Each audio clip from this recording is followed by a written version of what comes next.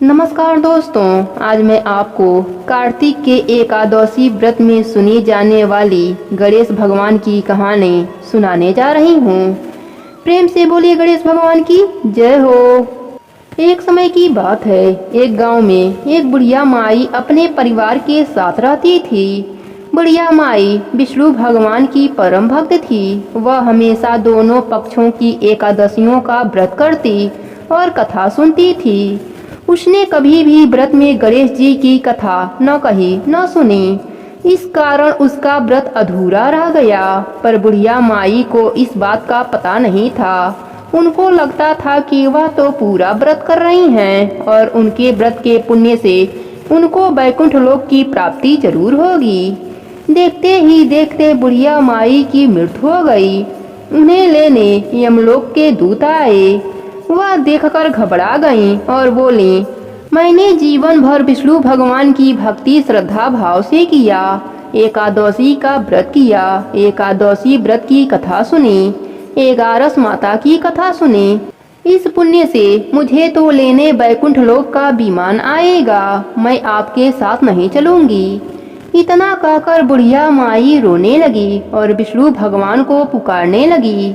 विष्णु भगवान गरुड़ पर सवार होकर बुढ़िया माई के पास आए और बोले, बुढ़िया माई, तूने तो पूरी श्रद्धा से व्रत किया, पर तुमने व्रत में कभी भी गणेश जी की कथा न कही न सुनी।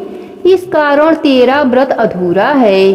बुढ़िया माई विष्णु भगवान से जीवन दान मांगने लगी ताकि वह एकादशी का व्रत करके उसका पूरा पुण्य प्राप्त कर सके। इस प्रकार बुढ़िया माई को विष्णु भगवान ने 2 साल के लिए फिर जीवित कर दिया।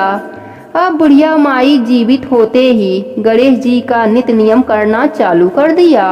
बुढ़िया माई जब एकादशी का व्रत करती तो पहले एकादशी व्रत की कथा सुनती, एगारस माता की कथा सुनती और अंत में गणेश भगवान की कथा सुनने लगी।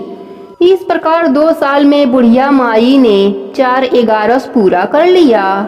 गणेश भगवान की कृपा से एकादशी का पूरा पुण्य बुढ़िया माई को प्राप्त हुआ।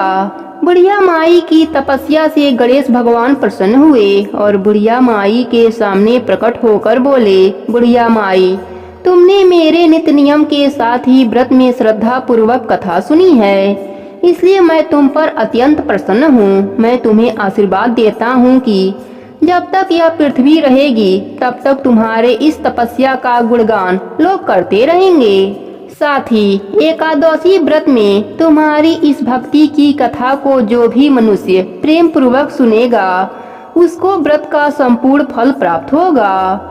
गणेश भगवान बुढ़िया माई पर प्रसन्न होकर बुढ़िया माई का घर अन्न धन से भर दिया। साथ ही रिद्धि सिद्धि का वास करके अंतर ध्यान हो गए। 2 साल बीतने पर बुढ़िया माई की मृत्यु हुई। इस बार उसे लेने वैकुंठ लोक से विमान आया। बुढ़िया माई को पूरे मान सम्मान के साथ वैकुंठ लोक ले जाया गया।